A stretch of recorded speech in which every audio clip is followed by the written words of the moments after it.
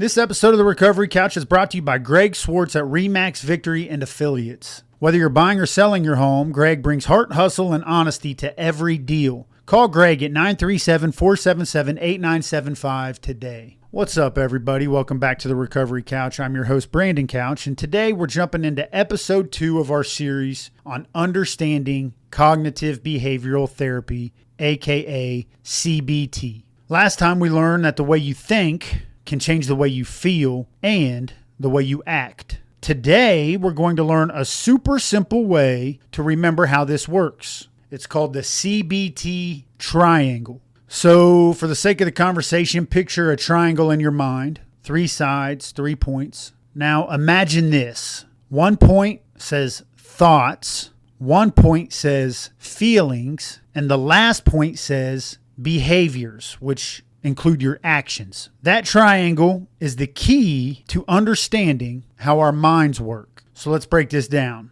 Thoughts. Thoughts are what you say to yourself in your mind. Things like, no one likes me, I'm going to mess this up, or even, God has a plan for me. Feelings. Feelings are your emotions, like happy, I'm angry, I'm sad, I'm nervous, I'm peaceful, I'm excited. And behaviors. Behaviors are what you do or how you act. Do you hide? Do you tend to speak up? Or do you have a tendency to snap at someone who makes you angry? Do you tend to smile or walk away? Those would be your behaviors. Here's the important part.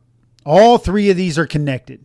Change one and the others start to change too. For example, let's say your thought is, I'm going to fail this test. You might start to feel anxious, and your behavior might be to not even try or to avoid the test altogether. But if you change that thought to, well, I've studied, I'm going to do my best, you might feel more confident and you're more likely to try hard while staying calm. So here's today's big idea. Thoughts, feelings, and behaviors. They all work together like a team. And if one part of the team is off, like if your thoughts are full of fear or lies, well, the whole triangle then gets shaky. But when you learn to slow down, check your thoughts, make small changes, then you can start to feel better and live better one choice at a time. This is the Recovery Couch, and I'm Brandon Couch. I want to thank you for hanging out with me for episode 2 of Understanding CBT. Next time, we'll talk about negative automatic thoughts. The stuff we tell ourselves without even realizing it, and how to catch those thoughts before they take over. Until then, remember, your triangle is talking. Pay attention to it. This episode of the Recovery Couch is brought to you by J.B. Davis at Performance Chrysler Dodge Jeep Ram. For integrity, service, and unbeatable deals, ask for J.B. in Centerville and tell them the Recovery Couch sent you.